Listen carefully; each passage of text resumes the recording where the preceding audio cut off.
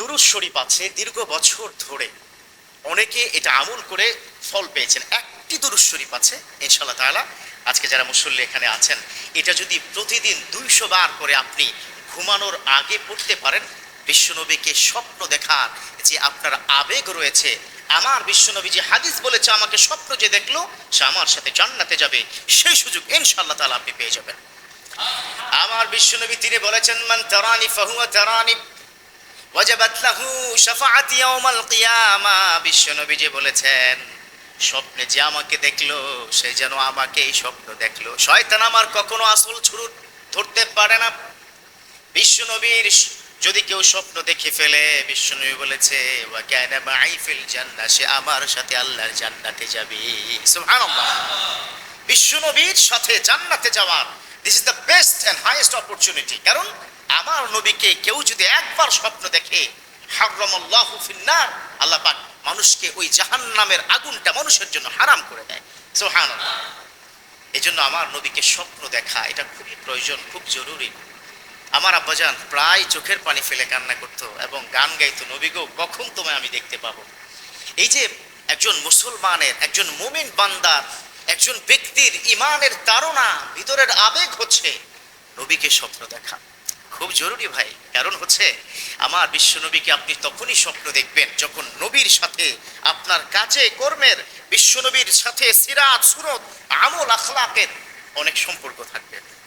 কিন্তু আমাদের দেশে কিছু ভণ্ড পীর পূজারী, মাজার পূজারী আছে যারা নিজেদেরকে আশিকে রাসূল দাবি করে। তারা বলে নবীজিকে স্বপ্ন দেখতে হলে পীরের পায়ে সেজদা করো। পড়ো নাউজুবিল্লাহ।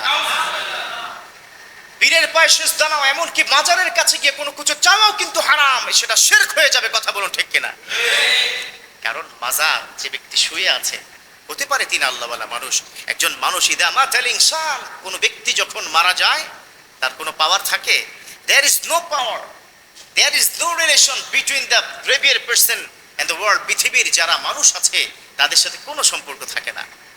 সম্পর্কটা তখনই থাকে ওই আল্লাহওয়ালা ব্যক্তি যেমন করতেন, যেমন চলতেন, যে আমলগুলো করে তিনি আল্লাহর ওলি হয়ে গেছেন, সেভাবে আমাদের চলা ফেরা করতে হবে। তো অনেক আল্লাহওয়ালা ব্যক্তিরা, যেমন আমার কাছে একটি মেসেজ আছে, দাউদ কান্দির একজন ব্যক্তি এই আমলটা করতেন, এই দুরূদটা পড়তেন এবং খুব মনোযোগ দিয়ে তার বিশ্বাস জন্মেছে। এই দুরূদ পড়তে পড়তে নিশ্চয়ই একদিন বিশ্বনবী এসে তার স্বপ্নযোগে তার কাছে এসে বলবে, তুমি কি চাও?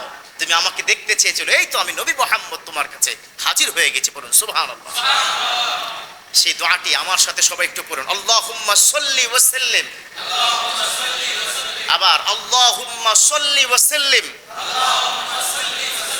আলান নাবিয়্যিল উম্মিয়্যি, আলান নাবিয়্যিল উম্মিয়্যি ওয়া আলি ওয়া আসহাবি। কতবার বললাম? 200 বার। কতবার?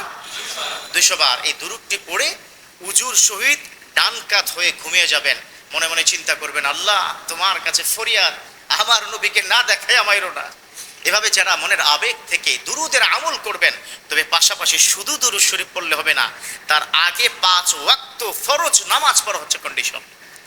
তার আগে অবশ্যই আপনাকে হকগুলো আদায় করতে হবে। অন্যের প্রতি জুলুম করা যাবে না, পিতামাতার সাথে বেয়াদবি করা যাবে না। হারাম ইনকাম দ্বারা যে বডি হয়েছে, ওই বডি, ওই চক্ষু আমার বিশ্বনবীকে দেখতে পাবে না। অতএব হালাল ইনকাম করতে হবে। কথা কি বুঝতে পেরেছেন?